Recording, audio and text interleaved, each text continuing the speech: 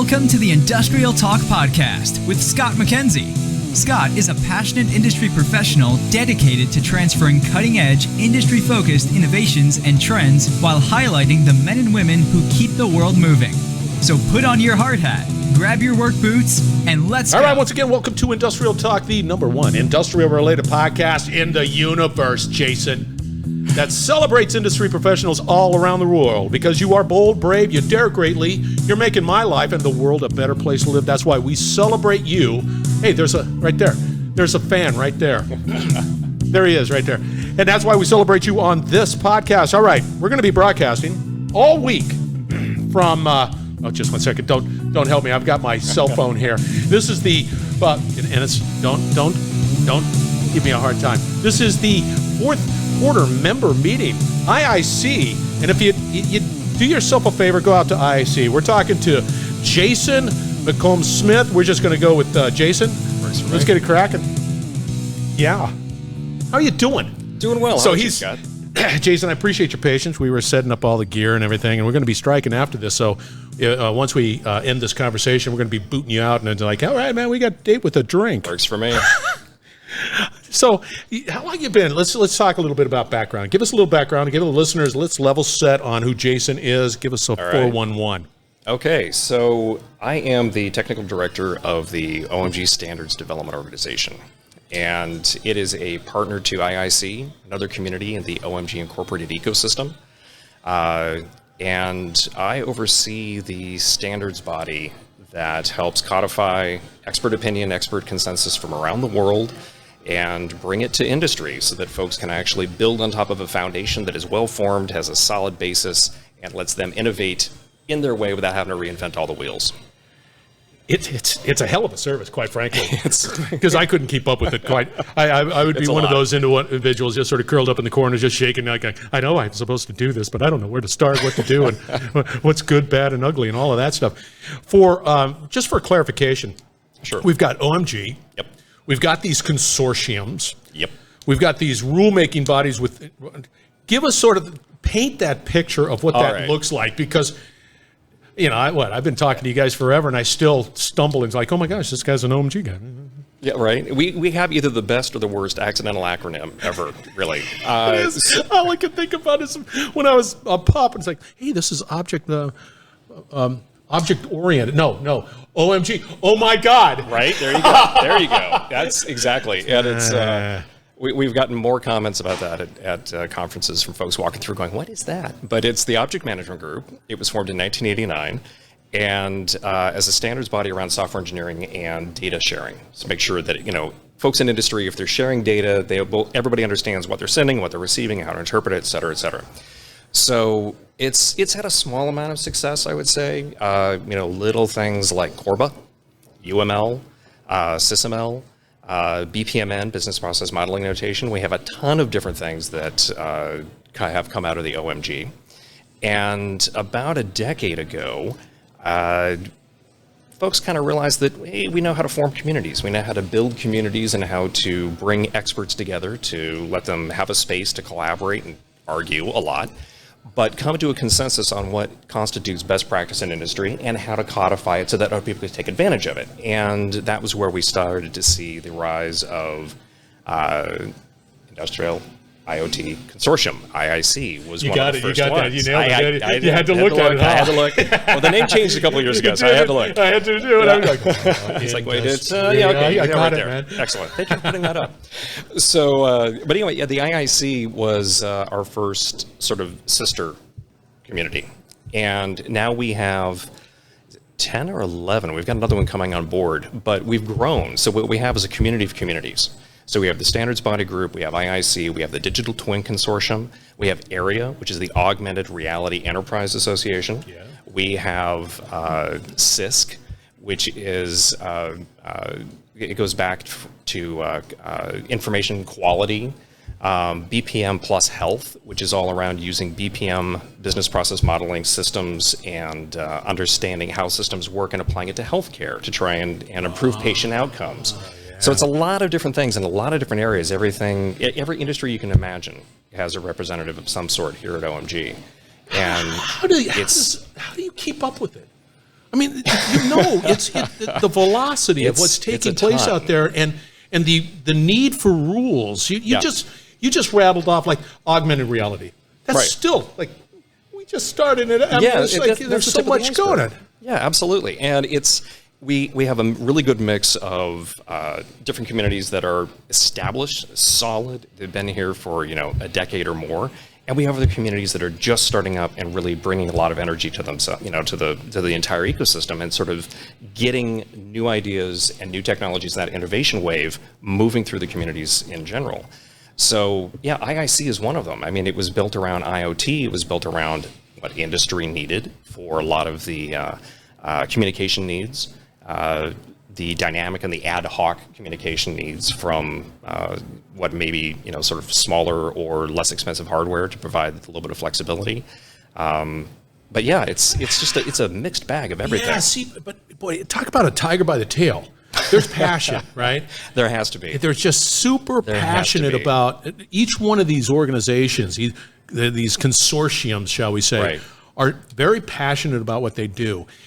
How do you determine what to focus on? It's like this, but not all of that should be. But we should just do this, and then we can begin to do it. Whatever. Well, everything's member driven, so it's not. We don't have staff sitting here going, "We think we should do this." We don't. We sometimes we'll go, "Hey, that'd be a really good idea, guys." But for the most part, it's the members come to us with the ideas that they have or the problems that they have. Is really where the whole situation starts. Right. We've got this problem. We're not entirely sure 100% of how to address it. We'd like to get a larger consensus, larger body of experts in on the the discussion, and that's really what we host here, especially this week at we have OMG. Fourth quarter. That's right, fourth quarter meeting. But we've got OMG and IIC and DTC all co-located in the hotel this week to allow all the communities a chance to intermix and really learn from each other and invest in each other as well.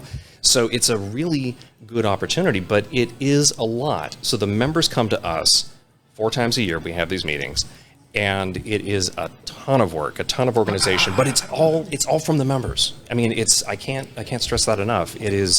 It's member driven. They decide what the topic spaces are. They decide what the problem spaces are. They form the task forces to address them. They do all the work on a volunteer basis.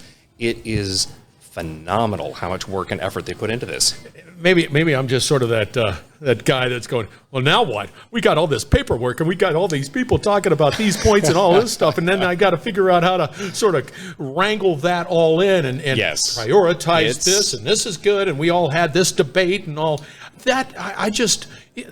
It's phenomenal about what you guys do. I mean, it's a tsunami of just, wow, that's good information. That's true. It really is. It's just like you're constantly doing that. It really is, and we have absolutely some of the same experts, the same technical experts from industry that come to us with the ideas, the solutions, the conversations. They also run the meetings of all the different task forces. So members step up and they become a chair of a particular task force, and some of them have been doing this for 10, 15, 20 years. And they're doing it because they absolutely love it. They have that passion, and they're bringing that passion to it this is how we move the ball forward for everybody.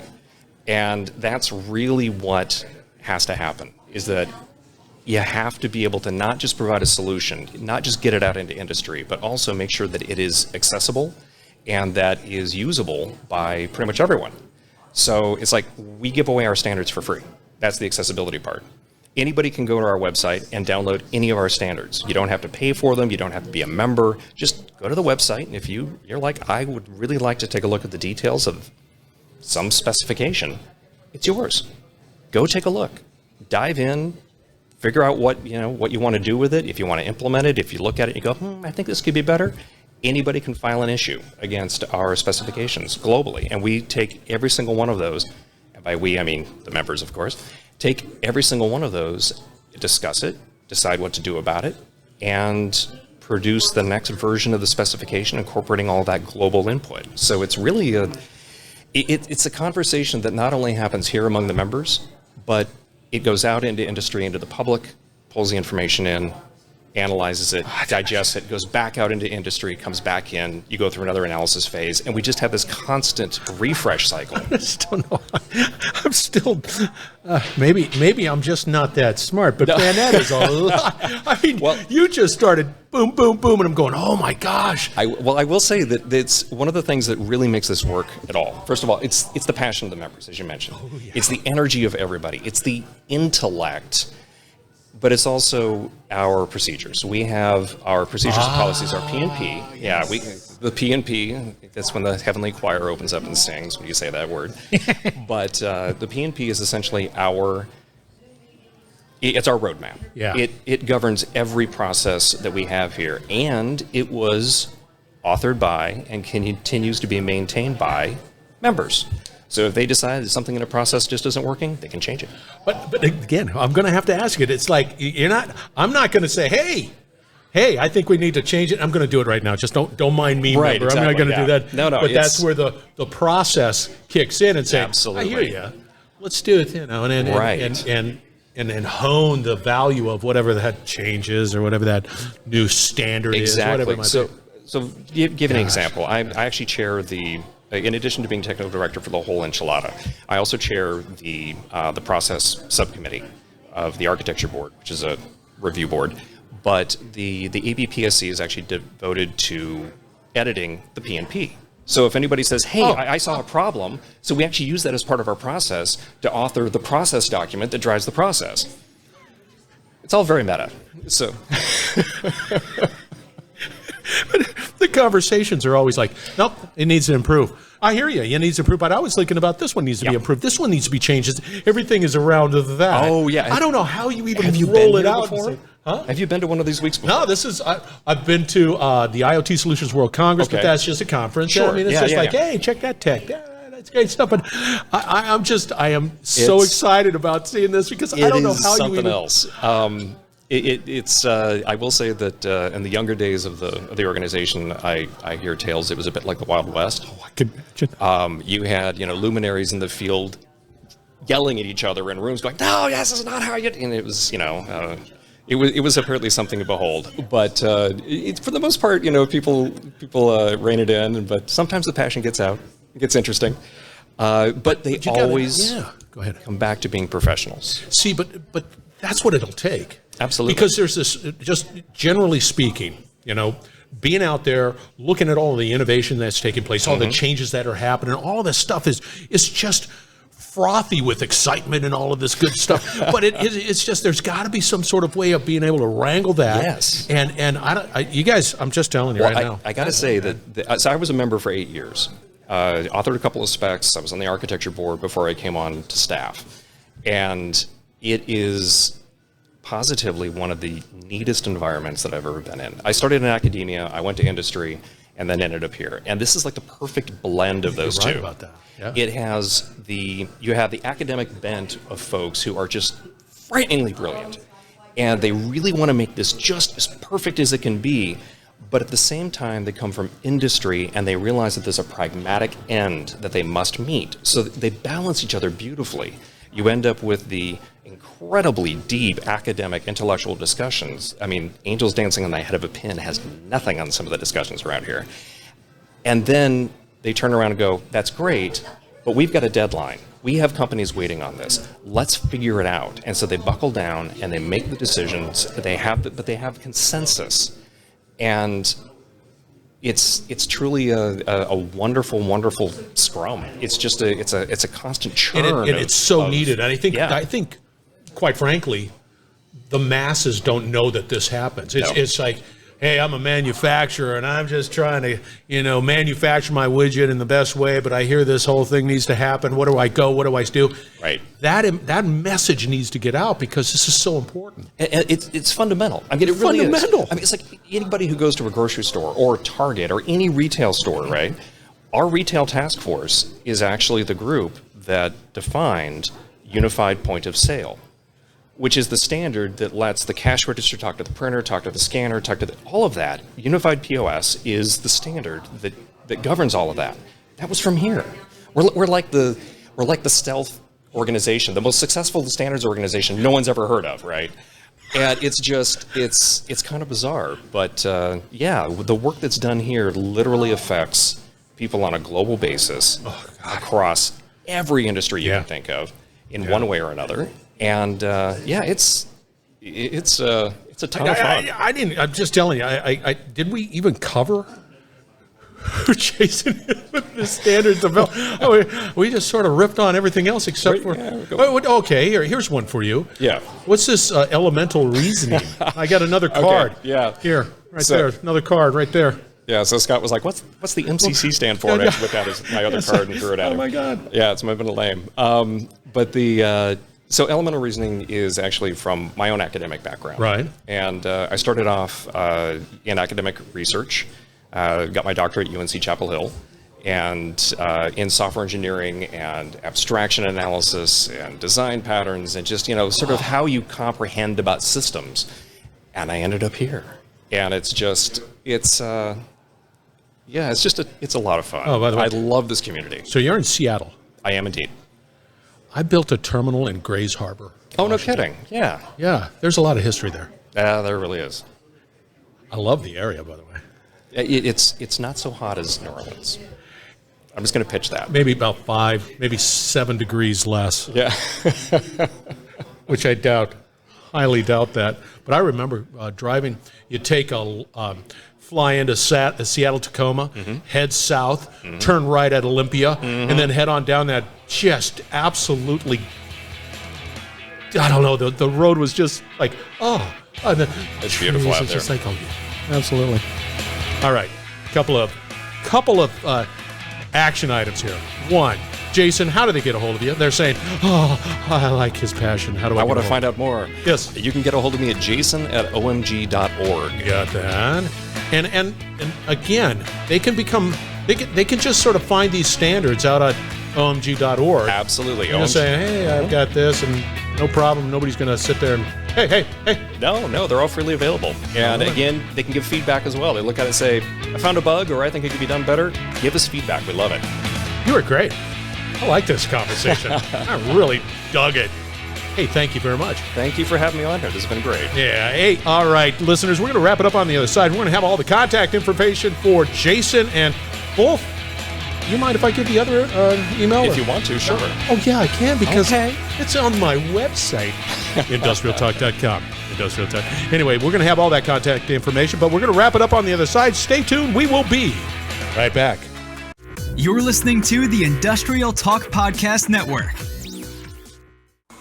All right, so the moral of that conversation was that, 1, we need standards. 2, me personally, and you should too, be thankful for organizations like OMG that are absolutely passionate about dialing in those standards, debating those nuggets of truth, and be able to deliver something that we, industry, have the ability to be able to access freely so that we can be a success. That's OMG. That's Jason Smith. That is out on Industrial Talk. Reach out. Contact him. Be a part of OMG. Figure it out. Navigate those waters. It's all out there. So OMG.org.